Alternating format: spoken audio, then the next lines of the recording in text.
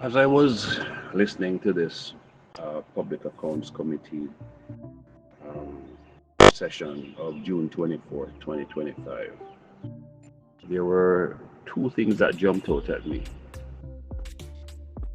Uh, Firstly, that politicians make policy and ministries, agencies, and departments implement that policy.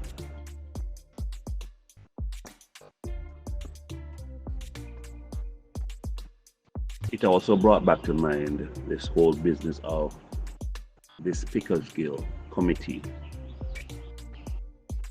and how effective it was in this whole process of governance. It is also possible that both sides of the political divide have, in a sense, um, enabled this whole process.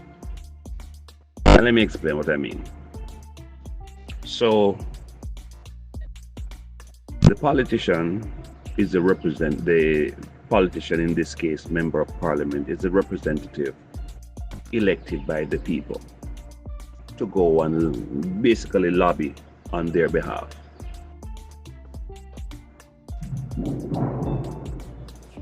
However, the member of parliament oftentimes wants the person voting for him to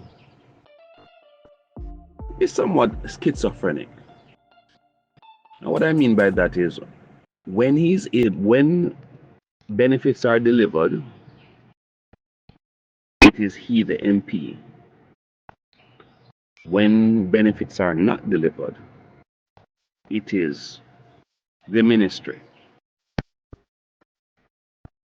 And I'm sure that game is played on both sides. Okay, I wouldn't say that there's only one side that does this. But I guess now, after how many years of politics from 1962 to now, in 2025, we are seeing, and I guess sometimes reaping, the danger of this approach. Ultimately, the politician creates policy. Implementation is by government, is by the ministries, agencies, and departments, which is staffed by civil servants. Civil servants are considered some of the hardest people to remove from their jobs because of the many layers and requirements that they themselves set up in collusion with ministers who come and go. So sometimes the same hand that enabled them is the same, the mouth attached to that is attached to that body comes back and bites them. And those are interesting things to note. You see, this is where a lot of people don't understand that politics is not something that you keep in mind just around election time. Politics is a day to day thing. Why? Why is it day to day? Because decisions are being made about how much taxes to collect from you, the citizen, and how those taxes will be spent. And when we choose to remove ourselves from the process, what we're doing is allowing a small group Many times, a group that may not, I won't say they don't pay taxes because just purchasing basic food items, which if they're not on the exempt GCT list, you pay taxes.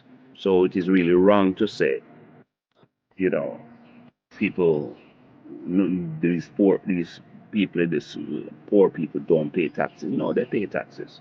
As a matter of fact, it was that report that was done by Matalan that made as a recommendation to Omar Davis, the former Minister of Finance, to basically phase out income tax and eliminate exemptions from GCT. So whatever shortfall, based on the instructions they were given, that there was to be, supposed to be uh, net. I'm not sure, remember the term they used, but the bottom line is that if you gave up taxes, you were supposed to recoup those taxes somehow. And so the suggestion then was, okay, let us eliminate, phase out the income tax, which benefits higher income earners, and increase the and remove the items that were on the exempt list so that everything that you purchase attracts GCT. It was also noted that persons in the lower income brackets spend approximately 70% of their earnings on just food. That's their main expense, food, day-to-day living. I often laugh to myself when I say, humans are the only ones who pay to live here. And more so, I think, by choice, and in some part to the systems that are designed, creating, for instance, food deserts, where you create a community, but within that community, people can't plant stuff, and so you have to go to the supermarket, you have to go to the farmer's market. So as I'm looking at this whole thing with this public accounts committee, I'm seeing how this Pickersgill report works, because the reason it's called the head of any ministry is called a permanent secretary. The reason for that is a permanent secretary cannot be fired by a minister,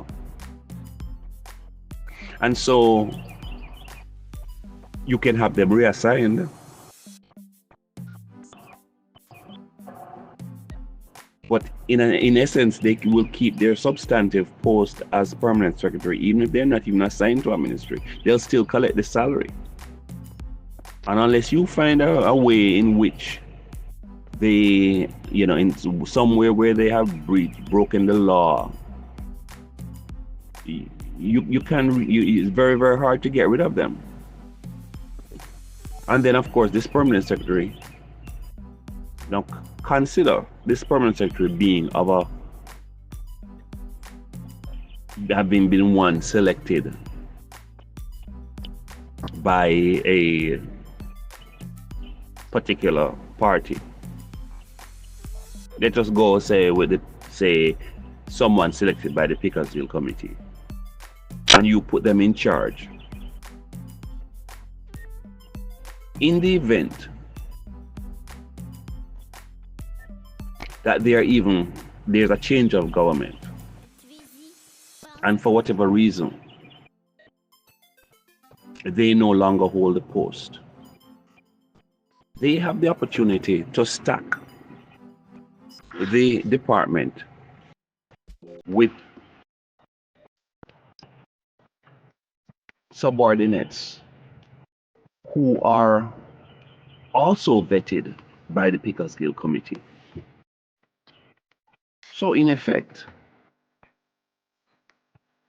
as we saw in the early days, we saw it a lot during Bruce Golding's tenure, where information was just being constantly leaked. Information was being sent to members of the PMP of what was happening, what the plans and the programs were. We also saw it in the case of, in the early, more so in the early stages of Andrew Bonus 2016, where persons or certain information apparently was being sent. Because how did this PMP MP come to question a particular issue?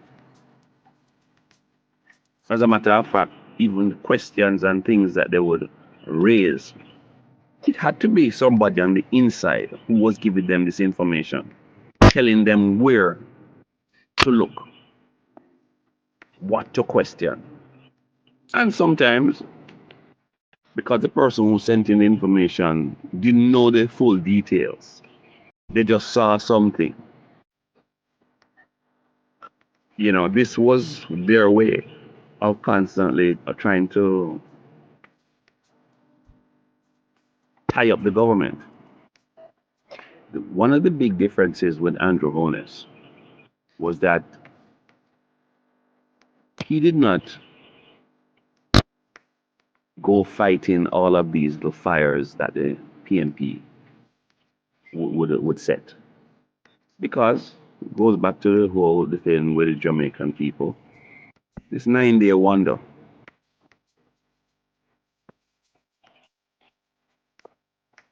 They would carry it for a little bit and then it would die a natural death.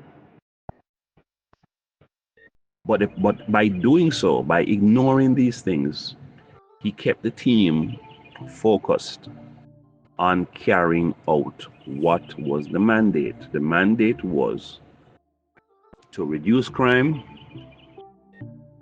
to lower poverty, to improve infrastructure, to improve healthcare,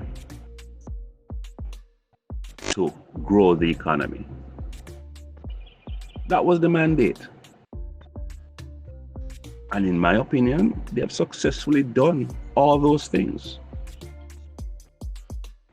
This is what has caused the PMP to have to go into the character assassination business all out, because you couldn't beat the government on performance. So now you're trying to beat them by maligning characters. I often ask myself the question, and this is no slight with the Attorney General's part, the Auditor General's part. Wouldn't the Auditor General be aware that being a member of the Integrity Commission, being one of the commissioners at the Integrity Commission, that it would have presented the problem of her department being unable to provide oversight, be able to audit, because you can't audit yourself. It was like when the KSAMC decided, there was this announcement about fraud at KSAMC, and they mentioned that they were going to audit themselves. And I think there's a clip of Cliff Hughes saying that the KSAMC cannot audit themselves. You need an external body. And has been pointed out now that since the discussions about the Auditor General being, having those audit functions, it's not just financial, but also performance audits. So, as I'm looking at this whole thing and I'm listening to this Public Accounts Committee, here they mentioned a program that was approved by Cabinet for 4 months. It was supposed to be a 4-month program to help reduce poverty. And this program went on for 10 years.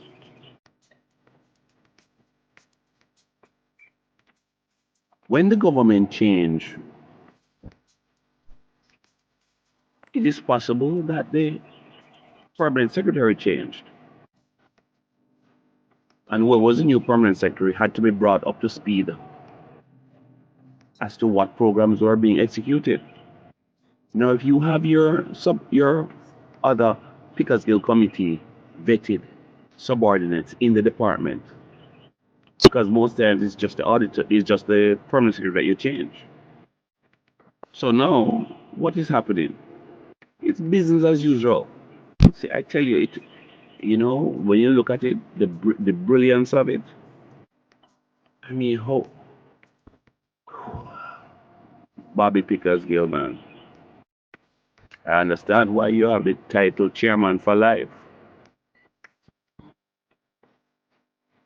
Because this was ingenious. No matter who is in government, you still have the power. And so you can either slow down or speed up. And this is the nervousness, I believe, of this third term. In one discussion, the Prime Minister had mentioned that, he was talking about the whole procurement.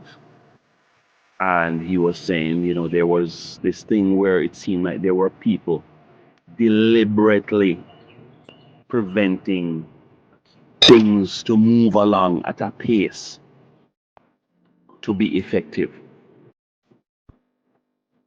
Points to those agents from the Pickersgill Committee, those people who have been inserted in the various government ministries, agencies, and departments, who are orange to the core, and their only purpose is to see, when they get their directives, what to speed up and what to slow down. The fear of a third term for the JLP is that a number of these persons would be found out, that they're hindrances to progress, and that they will either retire or be retired, or it will not be feasible for them to continue carrying out their mandate from the Pickersgill Committee. This is what the fear of a third term is. If the PMP were to win again, it will allow them to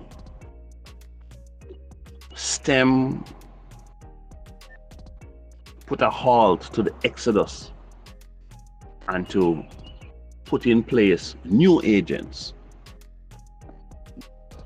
to carry out the mandate of the Pickersgill Committee.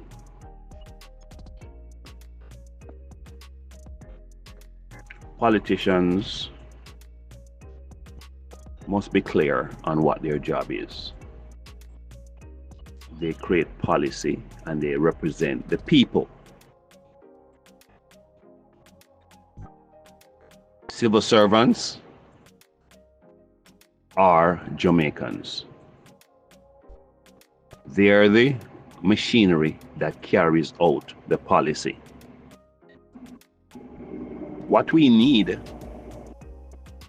is more mechanisms to hold civil servants responsible when the ball is dropped, because they're the ones actually carrying the ball.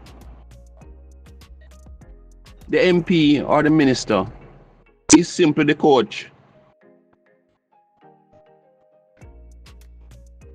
But you have a bad team and you believe that if you fire the coach, you're going to end up with a better team. Rubbish. If the problem is in the team, in the players, that's what you need to fix. Now, of course, don't get me wrong. You can have a bad coach. But you can have a bad coach of good players. But if the players are good, they have a 50-50 chance. But if the players are bad and the coach is bad, you have a 0 chance. If the coach is good and the players are bad, you have a less than 50% chance of being successful.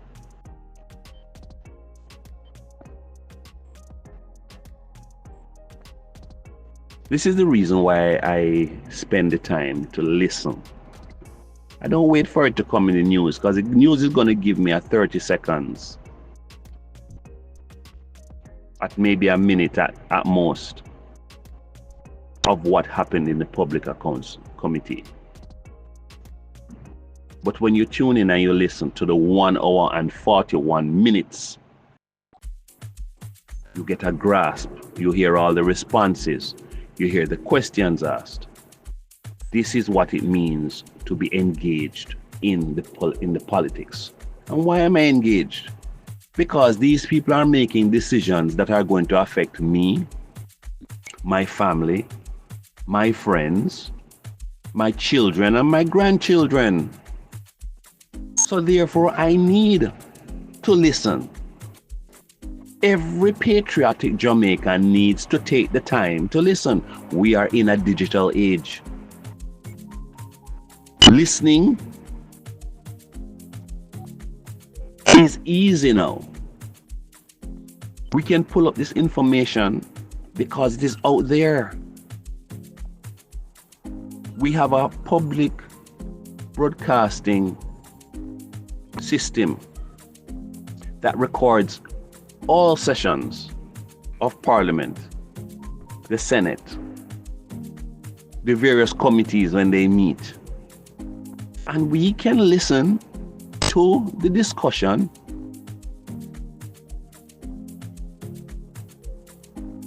and understand why the discussion went the way it did.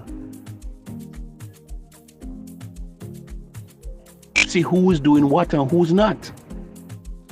And not have to wait on some news media to present an issue.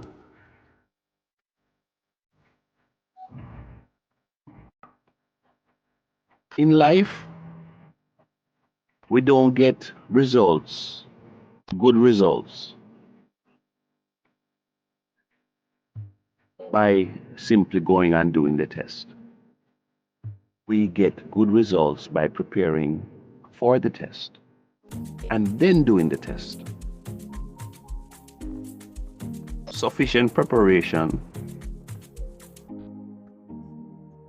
allows for credible testing.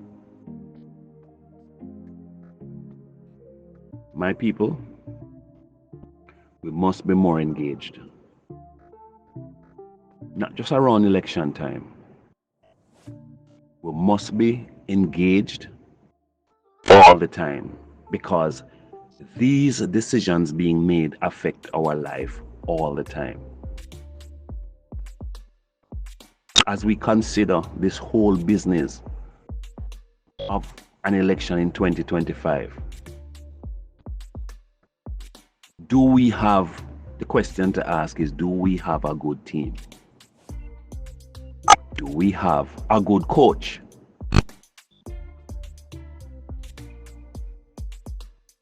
Do we want to change the coach? No. In the middle of the season, where we're on the ascendancy up the tables, up the chart, do we want to play a game of what if, or my time come? My time come for what?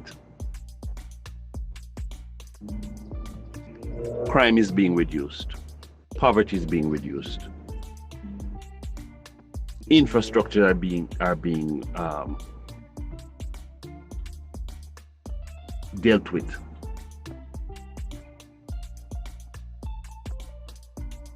Health systems are being renovated, replaced, and new ones implemented.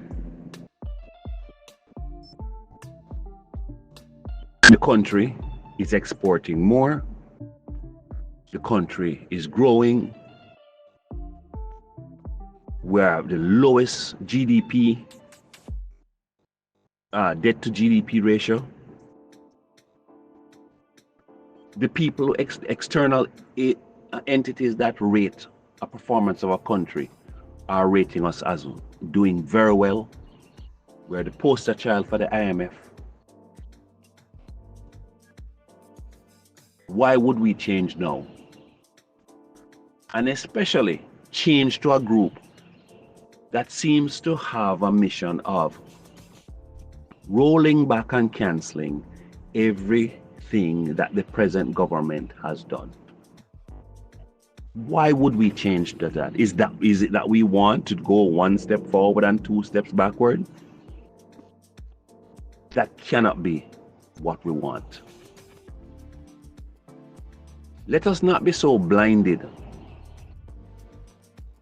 by which party is in government, but let us look at the performance. Let us look at the performance. Is the government of the day performing? If they are performing, let's maintain the course.